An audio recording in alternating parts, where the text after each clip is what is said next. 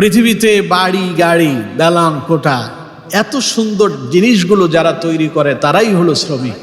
এই শ্রমজীবী মানুষেরা এমন কিছু কৃতকর্ম করে যেগুলো মানুষের দৃষ্টিতে অত্যন্ত কারুকার্য এবং সৌন্দর্যমণ্ডিত হয়।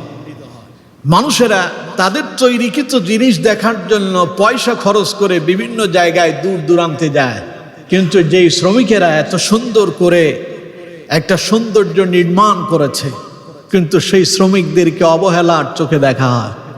অথচ আমার বন্ধুগণ, এই শ্রমিকরা যদি না থাকতো তাহলে আপনি একটা সুন্দর বাড়ি তৈরি করতে পারতেন না, আপনি একটা সুন্দর গাড়ি আপনি তৈরি করতে পারতেন না, এমনকি আপনার শরীরে যে পোশাকগুলো আছে এগুলো কিন্তু শ্রমিকদের শ্রমের কারণে এই সৌন্দর্য তৈরি হয়েছে বলেই আপনি গায়ে দিতে পেরেছেন। সুতরাং প্রত্যেকটা জিনিসের পেছনে কারো না কারো শ্রম আছে, ঠিক না?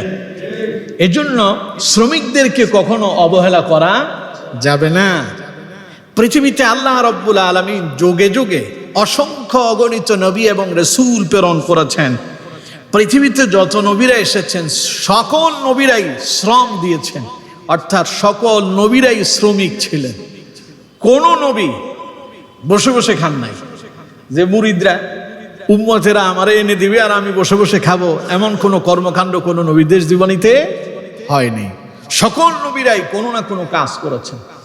পৃথিবীতে সর্বপ্রথম আল্লাহ রাব্বুল আলামিন হযরত আদম আলাইহিস সালামকে প্রেরণ করেছিলেন। হযরত আদম আলাইহিস সালাম তিনিও কিন্তু শ্রমজীবী ছিলেন। হযরত আদম আলাইহিস সালাম কি কাজ করতেন? ইতিহাস খুঁজলে আপনারা দেখতে পাবেন হযরত আদম আলাইহিস সালাম তিনি ছিলেন কৃষক। তিনি চাষাবাদ করতেন, কৃষি কাজ করতেন, ফসল উৎপন্ন করতেন। পড়েন সুবহানাল্লাহ।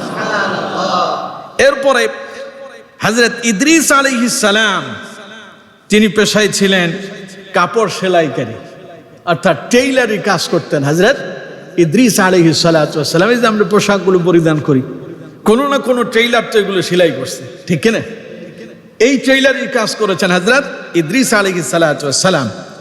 হযরত মূসা আলাইহিস সালাম তিনি রাখালের কাজ করেছেন, মেষ চড়িয়েছেন। হযরত শুআয়ব আলাইহিস সালাম তার শ্বশুরের মেষ চড়িয়েছেন। এরপরে হযরত ইব্রাহিম আলাইহিস সালাম তিনি কখনো ব্যবসা করেছেন, আবার কখনো পশু লালন পালন করেছেন। হযরত আইয়ুব আলাইহিস সালাম তিনি পেশায় একজন ব্যবসায়ী ছিলেন এবং কৃষিকাজ এবং পশু লালন পালনও তিনি করেছিলেন।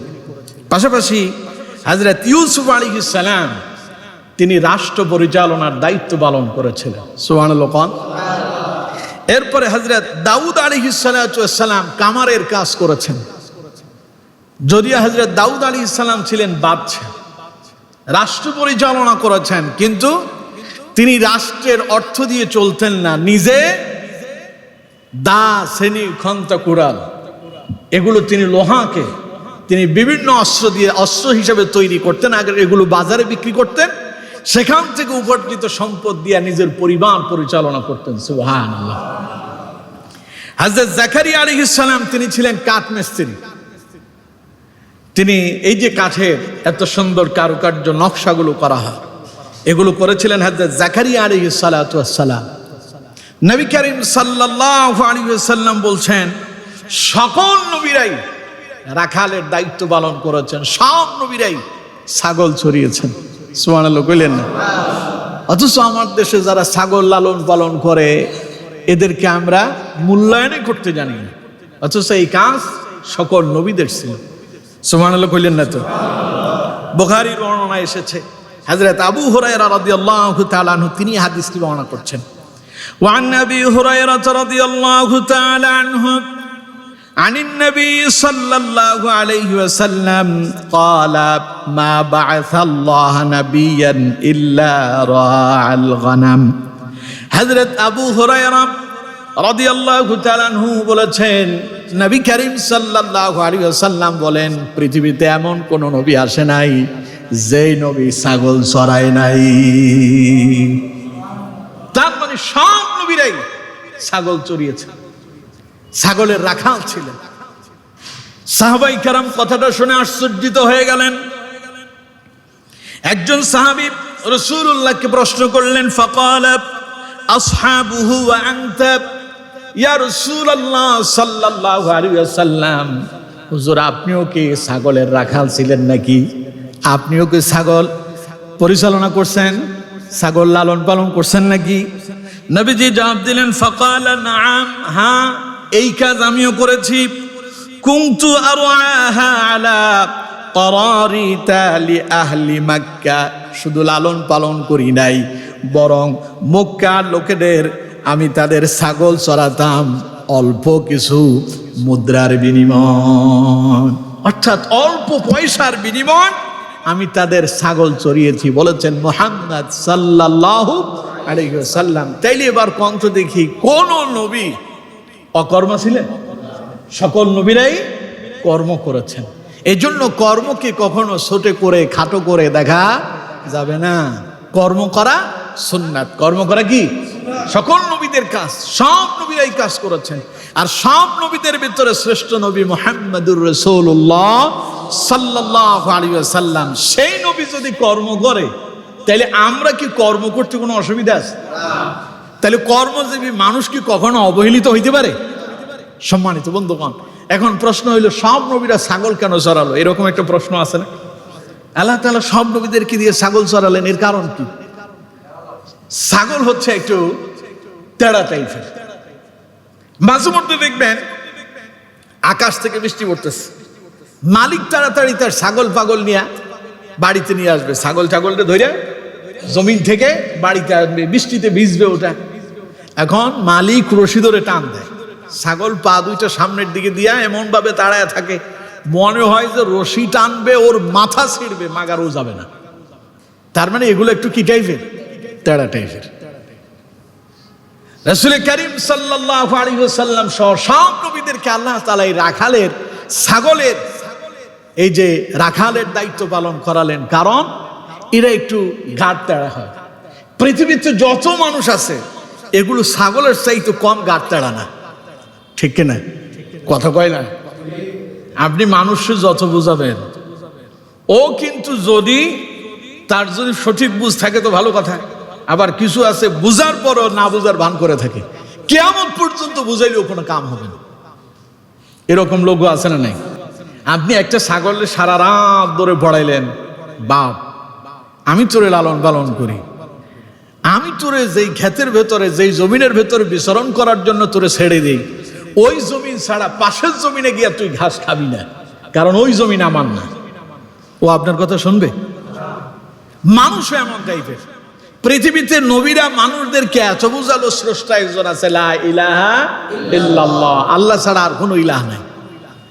এই মানুষগুলো জানে একজন স্রষ্টা আছে, একজন সৃষ্টিকর্তা আছে, মানুষ খামুখা সৃষ্টি হয় নাই, জানে, কিন্তু সে আল্লাহর প্রতি ঈমান আনে না। এই জন্য এই মানুষগুলোর বোঝানোর জন্য ছাগল পালনকারী যেমন ধৈর্যশীল হয়, ওর ছাগল আসতে না চাইলেও ছাগল ছেড়ে চলে আসে না, বরং ওরে বাড়িতে টেনে নিয়ে আসে। এই জন্য নবীদেরকে আল্লাহ তাআলা এই দায়িত্ব দিয়া নবীদেরকে সেই উপযোগী করলেন। মানুষরা তোমাদের কথা শুনবে না, ওরা ঘাট তাড়া হবে, তুমি বলবে আল্লাহ এক, ও বলবে মানি না, এরপরেও তুমি তাদেরকে বুঝায়া আল্লাহর পথে নিয়ে আসতে হবে, ধৈর্যশীল হতে হবে। এই জন্য আল্লাহ তাআলা সব নবীদেরকে এই রাখালের দায়িত্ব দিয়েছেন, পড়েন সুবহানাল্লাহ। সম্মানিত বন্ধুগণ, তো আমি যে কথাটা বলতে চেয়েছিলাম তা হলো, সকল নবীরাই ছিলেন কি? শ্রমিক, কর্মজীবী ছিলেন, শ্রমজীবী ছিলেন। সব নবীরাই কোনো না কোনো কর্ম করেছেন। কেউ কৃষি কাজ করেছেন, কেউ ছাগল চড়িয়েছেন, কেউ অস্ত্র বানিয়েছেন, আবার কেউ কাঠ মিস্ত্রির কাজ করেছেন, কেউ কাপড় সেলাই করেছেন। অর্থাৎ এক একজন নবী এক একটা দায়িত্ব পালন করেছিলেন। আবার কোন কোন নবী রাষ্ট্র পরিচালনাও করেছেন। আর সর্বশেষ মুহাম্মদুর রাসূলুল্লাহ সাল্লাল্লাহু আলাইহি ওয়াসাল্লাম, তিনি ব্যবসাও করেছেন, পাশাপাশি তিনি আবার রাখালের দায়িত্ব পালন করেছেন। এই জন্য কোনো শ্রমিককে, কোনো শ্রমজীবীকে অবহেলা করা যাবে না।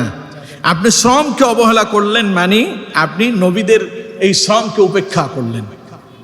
এর জন্য সম্মানিত বন্ধুগণ আমার, রাসূল করিম সাল্লাল্লাহু আলাইহি ওয়াসাল্লাম বলেছেন, সবচাইতে মানুষের ভেতরে সবচাইতে উত্তম খাবারটা হলো সেই খাবার, মানুষ যা খেয়ে থাকে তার ভিতরে উত্তম খাবার হলো সেটা যেটা সে নিজে হাতে উপার্জন করছে।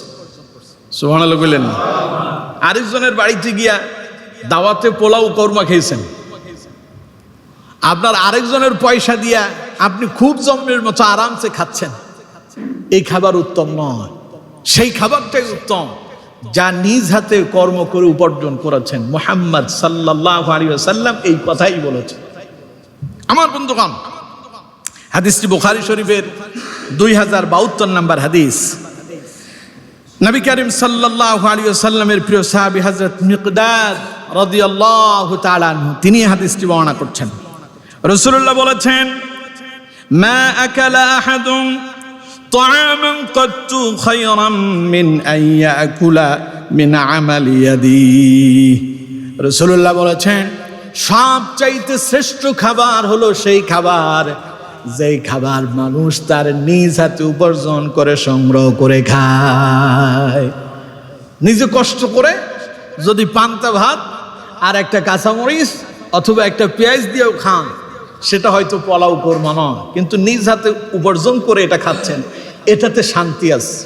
এটা হলো শ্রেষ্ঠ খাবার বলেছেন মুহাম্মদ সাল্লাল্লাহু আলাইহি ওয়াসাল্লাম। রাসূলুল্লাহ বলেছেন, ওয়া ইন্নান নাবিয়াল্লাহ দাউদ আলাইহিস সালাম কানা ইয়াকুলু মিন আমালি ইয়াদিহি। আল্লাহর নবী হযরত দাউদ আলাইহিস সালাম তিনি বাদশা হওয়ার পরও নিজ হাতে উপার্জন করে সেই খাবার নিজে গ্রহণ করেছেন। সুবহানাল্লাহ। আমার দেশের নেতা খেতারা চিন্তা করে রাজনীতি করে মানুষের পয়সা খাবো, আছে না এরকম? আমি আশ্চর্য হয়ে গেলাম, অবাক হলাম। আপনারা আশ্চর্য হবেন, অবাক হবেন। কিছু কিছু মানুষ বিদেশ ছিল, প্রবাসে থেকে কষ্ট করে উপার্জন করেছে 10-15 বছর। যখন আওয়ামী সরকারের যখন পতন হলো, ওরা বিদেশ থেকে দেশে আসছে। এরকম 2-1 জনের সঙ্গে আমার কথা হয়েছে। আমি জিজ্ঞাসা করলাম, ঘটনা কি, হঠাৎ করে আকস্মিক চলে এলেন? কয় যে বিদেশ তো করছি, অনেক কষ্ট উপার্জন করছি, এখন দেশে আসছি রাজনীতি করবে। তো আমি বললাম যে রাজনীতি করবেন তো আপনার উপার্জন করবে কেটা? আপনার রুজি রোজগার করা লাগবে না? ফ্যামিলি দেখা লাগবে না? কয় এই রাজনীতির ভিতরে সব আছে। রাজনীতির ভিতরে কি সব আছে? নাউজুবিল্লাহ বললেন না? তার মানে চিন্তা চেতনা কি? ওই যে একজন বলল, আমাদেরকে একটু খেতে দেন, আমরা তো 16-17 বছরের উপবাস, ব্যবসা করতে হলে আমাদেরকে নগদ 2 কোটি টাকা দেওয়া লাগবে। আর মাসে কত? পাশাপাশি প্রতি মাসে 10 লাখ। কি সুন্দর ইনকাম! কাম নাই কাজ নাই, তুমি ব্যবসা করবো, আমার 2 কোটি অ্যাডভান্স দিবা, যেটা দিলা ওইটা আর পাওয়ার আশা তো নাই, পাশাপাশি প্রতি মাসে আরো 10 লাখ করে দিতে হবে। চিন্তা করছেন, বলে কি এটা কি হালাল উপার্জন হইল না হারাম হইল? কথা বলেন, হালাল না হারাম? এটা দিয়া বাড়ি করলেন, গাড়ি করলেন, বিশাল সম্পদ, ইন্ডাস্ট্রি, অনেক কিছু আপনার হলো। মনে করছেন খুব আরামে আছেন, না জাহান্নামের ভেতরে আছেন। এটা জাহান্নাম, এটা আরাম নয়, বরং এটা আপনাকে জাহান্নামের অতল গভীরে নিয়ে যাবে। ঠিক কিনা? এর জন্য রাসূলুল্লাহ বলেছেন, নিজে কর্ম করে উপার্জন করে যেটা খাবেন, ওইটা যদি চা বিক্রি হয়, ওটা যদি জমিনে বদলা দেওয়া হয়, ওটা যদি ঠেলা গাড়ি চালানো হয়, ওটা যদি মানুষের ধারে ধারে গিয়া মানুষের সাহায্যে কাজে গিয়া ওই যে কুলি মজুরির কাজ করে এক শ্রেণীর মানুষ আছে। একটা লোক গাড়ি থেকে নামছে, দৌড়ে এসে বললো যে আপনার ব্যাগটা একটু আমার হাতে দেন, আমি ওইখানে দিয়ে আসি, আপনার কষ্টটা একটু কম হইলো, আমার কিছু পয়সা করে দিয়ে। এই কাজটা কুলিরা কি আমাদের চোখে খুব সম্মানের? কথা কয় না, খুব সম্মানের। এই কুলির কাজ করে যারা খায়, তারাও যে উপার্জন করে ওটা ওই রাজনীতিবিদ মানুষের পয়সা মেরে যে খায়, ওর চাইতে উত্তম। ঠিক কিনা? তোমার বাড়ি গাড়ি সম্পদ ইন্ডাস্ট্রি অনেক আছে, ওই কুলির কিছুই নাই, রেল গেটে শুয়ে থাকে, ওইখানে ঘুমায়, মাথার নিচে একটা বালিশ দিতে পারে না, একটা ইট মাথার নিচে দিয়ে পড়ে থাকে। চিন্তা করো, ভেবে দেখো, ওর এই হালাল উপার্জন তোমার চাইতে আল্লাহর কাছে অনেক শ্রেষ্ঠ। বলেছেন মুহাম্মদ সাল্লাল্লাহু আলাইহি ওয়াসাল্লাম। তো কেউ কেউ আছে, ওনারা রাজনীতি করে সম্পদ উপার্জনের জন্য, অথচ রাজনীতিটা হবে মানব কল্যাণের জন্য। নিজের উপার্জনের আলাদা স্পেশাল জায়গা থাকবে, পাশাপাশি মানব কল্যাণের জন্য তিনি রাজনীতিতে নিয়োজিত থাকবেন। কথা কি বুঝাতে পারলাম? আমরা তো মনে করি যে মানুষেরটা আমরা খাবো। ব্যাংক ব্যালেন্স, এত ব্যাংক, যদি আমরা যদি একটু ঋণ নিয়ে যদি না খাই, তুই তাইলে ব্যাংক হইল গিয়ে, বুঝেন নাই? কি চিন্তা ভাবনা আমাদের, কি মানসিকতা! আল্লাহ এই জাতিকে হেদায়েত দেখ, বলেন আমিন। একটা লোক ঋণগ্রস্ত নয়, আর আরেকটা লোক হাজার লক্ষ কোটি টাকা ঋণগ্রস্ত। একটা লোক ঋণগ্রস্ত নয়, তবে খাবার অত ভালো খায় না, আর আরেকটা লোক ঋণগ্রস্ত খুব ভালো খায়। দুইজন কি সমান? রাসূলুল্লাহ বলেছেন, পৃথিবীতে সবচাইতে ওই ব্যক্তি বিপজ্জনক যে মৃত্যুবরণ করার সময় ঋণগ্রস্ত থাকে। রাসূলুল্লাহ ঋণী ব্যক্তির জানাজার ইমামতি করেননি। ঋণগ্রস্ত ব্যক্তির মৃত্যুর পরে জানাজার ইমামতি করেন নাই মুহাম্মদ সাল্লাল্লাহু আলাইহি ওয়াসাল্লাম। রাসূলুল্লাহ বলেছেন, যে লোকটা ইন্তেকাল করেছে তার পক্ষে যদি কেউ জিম্মাদার হয়, তার ঋণ পরিশোধ করার জন্য যদি দায়িত্ব গ্রহণ কেউ করে, তাইলে তার জানাজার ইমামতি আমি করব, নাইলে ইমামতি করব না। আমার দেশে মানুষ মরলে জানাজার কফিন সামনে নিয়ে হাইরে কত রকমের বক্তব্য, উনি আমাদের দলের ছিলেন, উনি আমাদের দলের জন্য এই করছেন, উনি অমুক দলের অমুক নেতার সৈনিক ছিলেন। নাউযুবিল্লাহি মিন যালিক। আমাদের নেতা তো হবে মুহাম্মদ সাল্লাল্লাহু আলাইহি ওয়াসাল্লাম, অথচ মৃত মানুষের কফিন সামনে রেখে সাক্ষী দিচ্ছে যে উনি অমুক নেতার সৈনিক ছিলেন, অমুক আদর্শের সৈনিক ছিলেন। তাইলে সে কি রাসূলুল্লাহর আদর্শের সৈনিক ছিল? মৃত মানুষ সামনে রেখে তার লোকেরাই তার পক্ষে স্লোগান দিল, আর সেই মানুষটারে কবরে রাখার সময় যদি বলা হয় বিসমিল্লাহি ওয়া আলা মিল্লাতি রাসূলিল্লাহ, আল্লাহ এই লোকটারে তোমার রাসূলুল্লাহর মিল্লাতের উপর রেখে গেলাম, সে তোমার রাসূলের সৈনিক ছিল, কথাটা কি সত্য হইল না মিথ্যা হইল? চিন্তা করেন আমরা কোথায় আছি।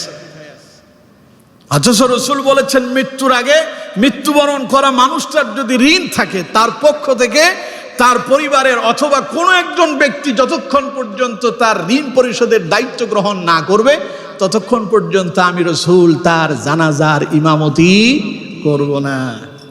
তাইলে ঋণ করে যাওয়া খুব ভালো।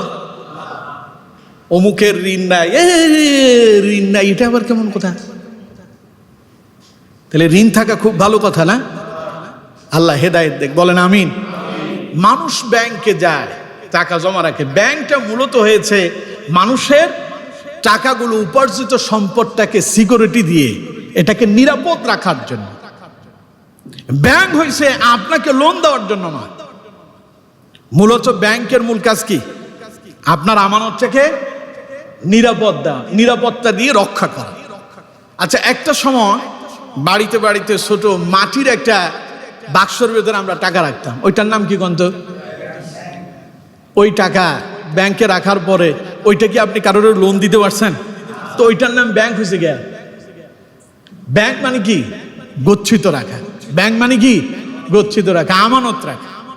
এখন ব্যাংক মানে আপনি অন্যের টাকা লুটপাট করে খাবেন, এই জন্য ব্যাংক না। কথা কি বুঝাতে পারছি? মানুষ কষ্ট করে ব্যাংকে টাকা রাখে, তার উপার্জিত সম্পদ, আর সেই টাকা কেউ কেউ বিশাল বড় প্রভাবশালী নেতা হয়েছেন, তিনি সেখান থেকে ঋণ নিয়ে সেই মানুষের টাকা লুটপাট করে খায়। আবার বলে এই টাকাতে আমাদের অধিকার আছে, ব্যাংক তো মানেই হইল ওইখান থেকে আমরা ঋণ নেব না। ব্যাংকে উদ্দেশ্য হয় না যে আপনি মানুষের টাকা নিয়ে আপনি ব্যবসা বাণিজ্য করবেন। হ্যাঁ, ব্যাংকের কাছে যখন এই আমানত রাখা হয়, ব্যাংকের কিছু দায়িত্ব আছে, কর্মচারী আছে না? আপনার দরকার হইলে টাকাটা যখন চান, তখন আপনাকে কে দেয়? একটা কর্মচারী দেয়। সেই কর্মচারী সেখানে রাখতে গেলে তার পেছনে তাদের কিছু পয়সা কড়ি খরচ আছে। এই পয়সা কড়ি খরচগুলো যে তাদেরকে বেতন দিতে হয়, এই জন্য ব্যাংক এই টাকাগুলোকে শুধু তাদের কাছে গচ্ছিত রাখে না, আপনার এই টাকা দিয়ে সেই ব্যবসা বাণিজ্য করে, সেখান থেকে উপার্জিত প্রফিট দিয়া সেই ব্যাংকের যারা কর্মকর্তা কর্মচারী আছে তাদের বেতন বহন করে, আর বাকি আপনার টাকাগুলো আবার আপনার কাছে ফেরত দেয়। কিন্তু আজ আমাদের দেশে অসংখ্য ব্যাংকগুলো দেউলিয়া হয়ে পড়েছে। এর কারণ কি? এর কারণ হচ্ছে আপনার টাকা প্রভাবশালীর আত্মসাৎ করে পালিয়ে গিয়েছে। আল্লাহ এই জাতিকে হেদায়েত দেখ, বলেন আমিন। এই জন্য তাদের কোনো চিন্তাও নেই, ওরা মনে করে আমরা তো আরামসে খাচ্ছি। আসলে এই খাবার নয়, যা খাচ্ছেন পেটের ভেতরে আগুন ঢুকায় নিচ্ছেন। অপেক্ষা করেন, আল্লাহ যখন ধরবেন কঠিন পরিণতি ভোগ করা লাগবে, এতে কোনো সন্দেহ নেই। এজন্য আমার বন্ধুগণ, চাইলে এবার বলেন তো দেখি, ব্যাংক থেকে ঋণ নিয়ে যেই পয়সা দিয়া আপনি বিশাল বড় আরামসে পোলাও, কোরমা, রোস্ট, খাসি, গরু ইত্যাদি হাবিজাবি খাচ্ছেন, ওইটা উত্তম না সৎ পথে উপার্জন করে পান্তা বা তার মরিচ দিয়ে খাওয়াটা উত্তম? কারীম সাল্লাল্লাহু আলাইহি ওয়াসাল্লামকে প্রশ্ন করা হয়েছে, ইয়া রাসূলুল্লাহ সাল্লাল্লাহু আলাইহি ওয়াসাল্লাম, সবচেয়ে পবিত্র উপার্জনটা কি? সবচেয়ে পবিত্র উপার্জন, শ্রমটা, অর্থটা যেটা উপার্জন করা হয়, ওইটার ভেতরে সবচেয়ে উত্তম কোনটা? দেখুন আমার বন্ধুগণ, রাসূল কারীম সাল্লাল্লাহু আলাইহি ওয়াসাল্লাম অত্যন্ত চমৎকারভাবে জবাব দিয়েছেন। আমার বন্ধুগণ, নবীজিকে প্রশ্ন করা হলো, কিলা ইয়া রাসূলুল্লাহি সাল্লাল্লাহু আলাইহি ওয়াসাল্লাম আইয়ুল কাসবি আতয়াব, ইয়া রাসূলুল্লাহ সাল্লাল্লাহু আলাইহি ওয়াসাল্লাম কোন উপার্জন সবচেয়ে উত্তম? নবী করিম সাল্লাল্লাহু আলাইহি ওয়াসাল্লাম জবাব দিলেন, ক্বালা আমালুর রাজুলি বিয়াদিহি ওয়া কুল্লু বাইইন মাবরুর, সবচেয়ে উত্তম উপার্জন হলো তার যা মানুষ তার নিজ হাতে উপার্জন করে, এবং সবচেয়ে উত্তম উপার্জন হলো তার যা মানুষ হালাল পন্থায় ব্যবসা করে উপার্জন করে। সুবহানাল্লাহ, দুইটা কথা রাসূলুল্লাহ বলেছেন। এক, যা মানুষ হালাল পন্থায় ব্যবসা করে উপার্জন করে ওইটা উত্তম। আরেকটা হলো যা মানুষ তার নিজ হাতে কর্ম করে উপার্জন করে সেটা উত্তম। এখন জমিনে যে আপনি ধান রোপণ করলেন, জমিনে যে আপনি আলু চাষ করলেন, শস্য চাষ করলেন, এটা কি আমাদের চোখে মনে হয় লোকটা কৃষি কাজ করে, ওর কেউ মানুষই মনে করতেছে না। অথচ রাসূলুল্লাহ বলেছেন এই লোকটা যে উপার্জন করতেছে ওইটাই হলো শ্রেষ্ঠ উপার্জন। সুবহানাল্লাহ।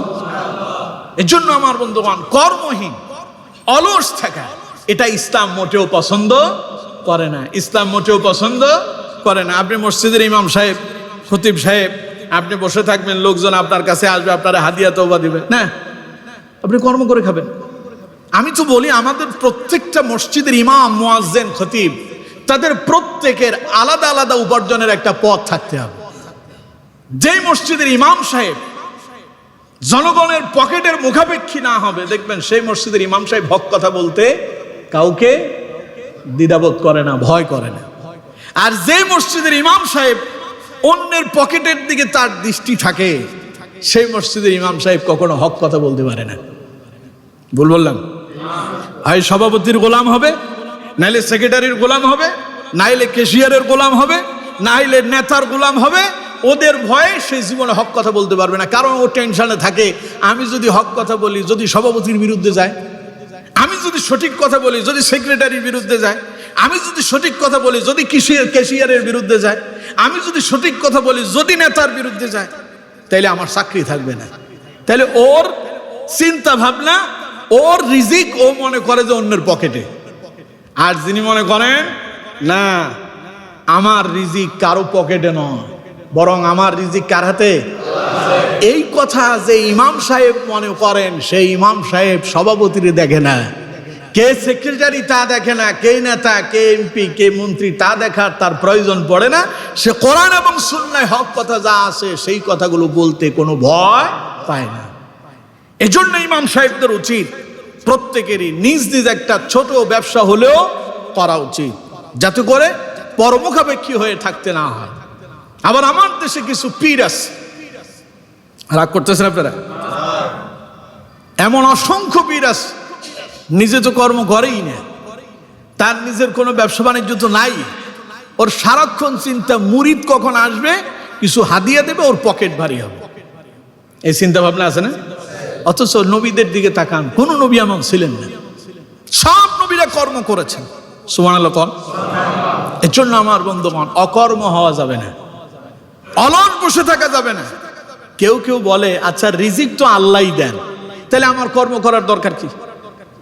এরকম প্রশ্ন আছে না? আমি বসে থাকলেও তো আল্লাহ আমারে খাওয়াবে, এরকমও কিছু মানুষ আছে। আচ্ছা, পাগল ছাগল যারা রাস্তায় ঘুরে ঘুরে খায়, ওরা কি কোনো কর্ম করে? তার মানে যে অলস থাকে ও পাগল ছাড়া আর কিছু না। ও মনে করে যে আমি রাস্তাঘাটে ঘুরে বেড়াবো আর আমি খাবো, ও তো খাওয়া দাওয়াটা হবে পাগলের মতো। অথচ আল্লাহ তাআলা বলেছেন, তোমরা সময় মতো নামাজ আদায় করো, নামাজ শেষেই কর্মে লেগে যাও। আদেশ কার? আরো জোরে বলেন। সূরা জুমার 10 নম্বর আয়াতে আল্লাহ রাব্বুল আলামিন বলছেন, فَإِذَا قُضِيَتِ الصَّلَاةُ فَانتَشِرُوا فِي الْأَرْضِ وَابْتَغُوا مِن فَضْلِ اللَّهِ واذكروا الله كثيرا لعلكم تفلحون। আল্লাহ তাআলা বলছেন, ফাইদা কুদিয়াতিস সালাত, যখন নামাজ থেকে তুমি ফারেগ হবে, যখন তুমি নামাজ শেষ করবে, ফান্তাশিরু ফিল আরদ, জমিনে ছড়িয়ে পড়ো, অর্থাৎ কর্মে লেগে যাও। তোমার ব্যবসা থাকলে ব্যবসায় চলে যাও, খেতে খামারে কাজ করলে সেখানে যাও, অর্থাৎ যার যে দায়িত্ব আছে, যেই কর্ম করো তুমি তোমার কর্মে লেগে যাও। এরপরে আল্লাহ তাআলা বলছেন, ওয়াবতাগু মিন ফাদলিল্লাহ, আর আল্লাহর অনুগ্রহ অনুসন্ধান করো। কর্ম থাকো, কাজ করো, আর এর পাশাপাশি আল্লাহ তাআলার অনুগ্রহ অনুসন্ধান করো। এর মানে হইল, তুমি যখন জমিনে কাজ করবা, ফসল রোপণ করবা, তখন তুমি এই কথা চিন্তা করো, এত ফসল লাগাও, তুমি একটা ধান রোপণ করছো, এই ধান কি তোমার 10টা ধান দেওয়ার ক্ষমতা রাখে? আচ্ছা কঞ্চ দেখি, এই ধানে 10টা দেওয়ার ক্ষমতা যিনি রাখেন তিনি কে? আল্লাহ। আচ্ছা, একটার ভেতরে কি শুধু 10টা আছে?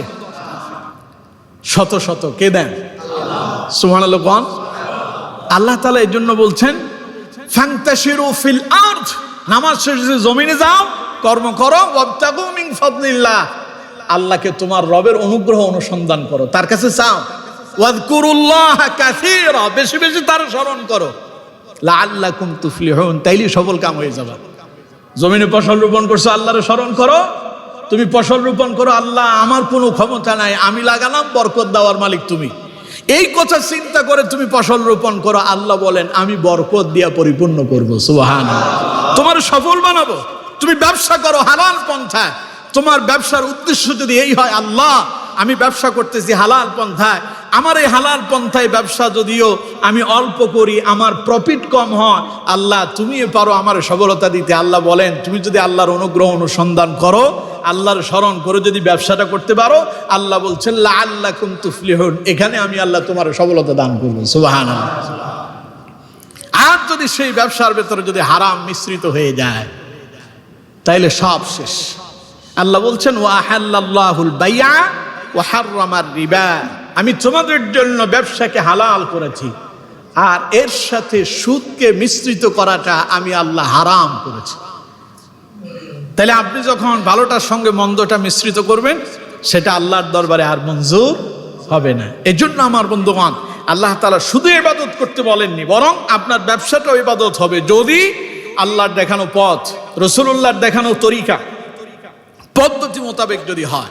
আপনার কর্মটা আল্লাহর ইবাদত হবে, শুধু কর্ম নয়, বরং আপনার কর্ম যদি আল্লাহ এবং তার রাসূলের দেখানো পথ তরিকা মোতাবেক হয়, তাহলে আপনার কর্মটাও আল্লাহর কাছে ইবাদত হিসেবে পরিগণিত হয়ে যাবে। সুবহানাল্লাহ। এজন্য কোনো কর্মই ছোট করে দেখা যাবে না। চা বিক্রি করতে পারেন, আপনি সেলাইয়ের কাজ করতে পারেন, জমিনে বদলা দিতে পারেন, ভ্যান চালাইতে পারেন, রিক্সা চালাতে পারেন, যে যে কর্ম আছে আপনি সেই কর্ম করবেন, পাশাপাশি গোলামি করবেন কার? আল্লাহ। নামাজের সময় হয়েছে, নামাজে চলে আসেন, আল্লাহর ইবাদত করেন, জিকির আজকার করেন, হালাল পন্থায় ব্যবসা করেন, আল্লাহ তাআলা বারাকা দান করবেন। পড়েন সুবহানাল্লাহ। এর জন্য আমার বন্ধুগণ, আল্লাহ তাআলা কর্মের প্রতি তার বান্দাকে উদ্বুদ্ধ করেছেন। নামাজের সময় আসো, নামাজ শেষ, ফাইদা কুদিয়াতিস সালাত, তোমার নামাজ যখন ফারেগ হয়েছো, নামাজ যখন শেষ করেছো, ফান্তাশিরু ফিল আরদ, মসজিদে আর পড়ে থাকার দরকার নাই, যাও তুমি তোমার কর্মে লেগে যাও, উপার্জনে লেগে যাও। এই আদেশটা কার? আল্লাহ। এর জন্য আমার বন্ধুগণ, অলস থাকা যাবে না।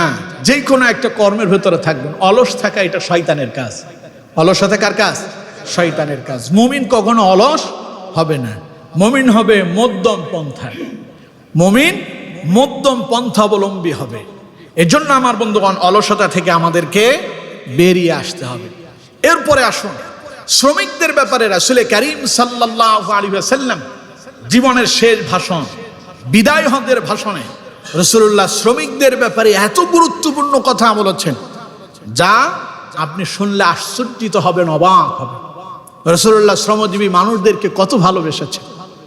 আল্লাহ নবী বিশ্ব নবী মুহাম্মদুর রাসূলুল্লাহ সাল্লাল্লাহু আলাইহি ওয়াসাল্লাম বিদায় হজের ভাষণে রাসূলুল্লাহর সামনে অসংখ্য অগণিত সাহাবী নবীজি সব কথা বললেন। সর্বশেষ আলোচনার ইতি টানতে গিয়া নবী করিম সাল্লাল্লাহু আলাইহি ওয়াসাল্লাম সাহাবীদের উদ্দেশ্যে বললেন, আমার সাহাবীরা খবরদার, তোমরা শ্রমিকদেরকে, কর্মচারীদেরকে অবহেলা করো না।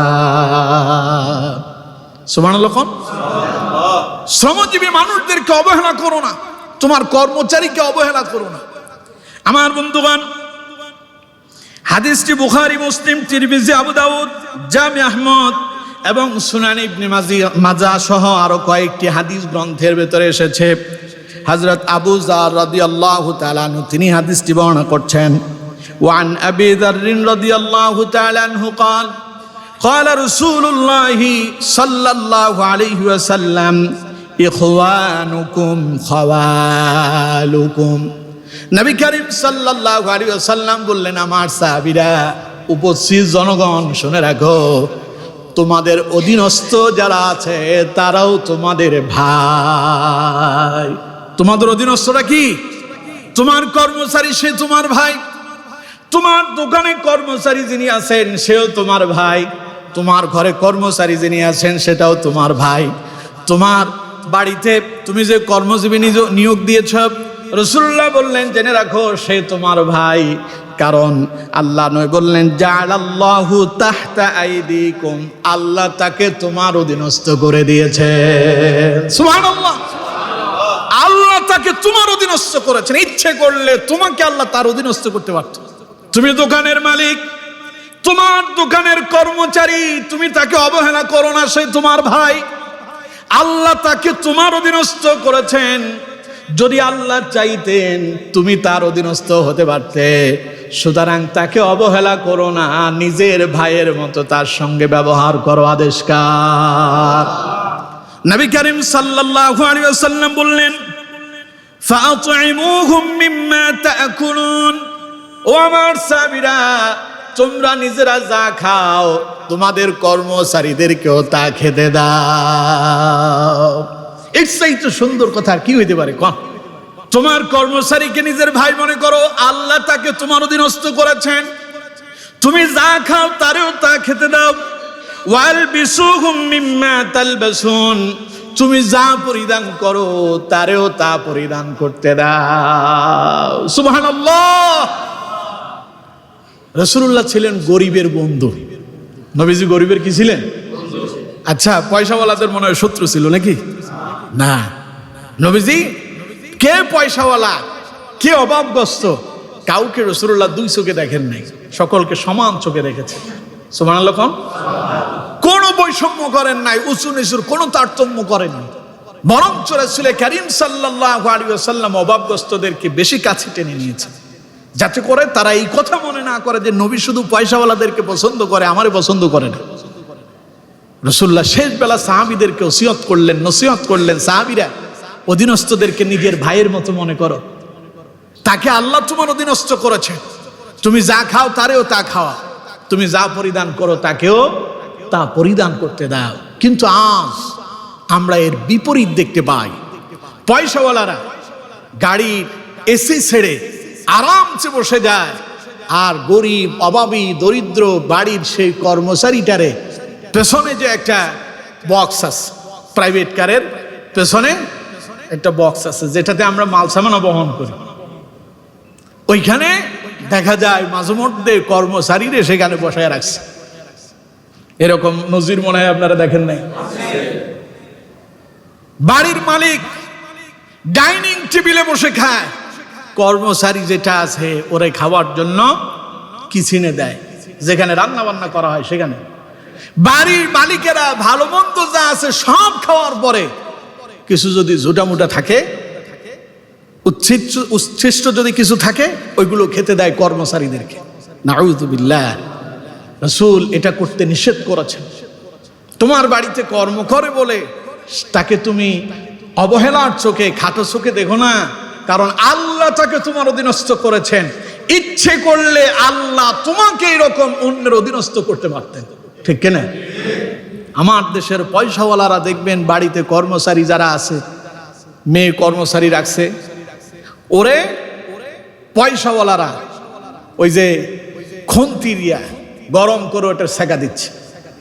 নির্যাতনের নিম্ন, আমরা দেখেছি নির্মমতা কাকে বলে। এই বাংলাদেশে এমন লোকদেরকে দেখেছি যারা প্রশাসনে কর্মকর্তা, কিন্তু তার বাড়ির কাজের চাকরানি যেটা আছে ওটার উপরে তার নির্মম নির্যাতন চলছে, অথচ এগুলো মানুষে নাকি সোজা করবে, নিজেই ঠিক নাই, অন্যেরই ঠিক করবে কেমনি? এর জন্য আমার বন্ধুগণ, রাসূলুল্লাহ বলেছেন, খবরদার এই কাজগুলো তোমরা করো না, ওদেরকে তোমাদের ভাইয়ের মতো মনে করো। যা নিজেরা খাও তাদেরকে তা খেতে দাও, নিজেরা যা পরিধান করো তাদেরকে তা পরিধান করতে দাও। ওয়ালা তুকাল্লিফুহুম মা ইয়াগলিবুহুম, তাদের সাধ্যের বাইরে কোনো কিছু তাদের উপরে চাপায়া দিও না। ফাইন কাল্লাফতুমুহুম ফাআইনুহুম, যদি দাও তাহলে তাদেরকে তোমরা সহযোগিতা করো। সুবহানাল্লাহ। কোন তাদের সাধ্যের বাইরে কোনো কাজ যদি তাদের উপরে চাপায়া দাও, একলা ছেড়ে দিও না, বরং তাকে তোমরা সহযোগিতা করো। পড়েন সুবহানাল্লাহ। এরপরে রাসূলুল্লাহ বললেন, আমার সাহাবীরা, উপস্থিত জনগণ শোনো, শ্রমিকদের শ্রমের মূল্য তার শরীরের ঘাম শুকিয়ে যাওয়ার আগেই পরিশোধ করে দাও। সুবহানাল্লাহ বললেন না? নিজে বাড়ি করে 10 তলা বিল্ডিং করে থাকে, ডুপ্লেক্স বাড়ি করছে, তার বাড়ির যিনি কর্মচারী ছিলেন এই বাড়িটা যে তৈরি করছে, তারে আমাদের রাজাপুরের ভাষায় কি বলে? কন্ট্রাক্টর বা রাজমিস্ত্রি। ওই কন্ট্রাক্টরের এখনো পর্যন্ত 5 লক্ষ টাকা বাকি আছে কাজের, সেই বিল পরিশোধ করে না। এই জাতের সিটিং বাটপার আমাদের ফেনী নোয়াখালীতে নাই। কি আরামসে ঘুমায়, ডুপ্লেক্স বাড়িটা, মার্সিডিজ গাড়িটা, BMW নিয়ে ঘুরে বেড়ায়, বিশাল অহংকার, অথচ কর্মচারীর দেনা পরিশোধ করে নাই। অসংখ্য আছে এমন। রাসূলুল্লাহ বলেছেন, খবরদার যেই ব্যক্তি তার কর্মচারীর দেনা পরিশোধ করে নাই, নবীজি বলেছেন সেই ব্যক্তি আল্লাহর জান্নাতে প্রবেশ করবে না। নাউজুবিল্লাহ বললেন না?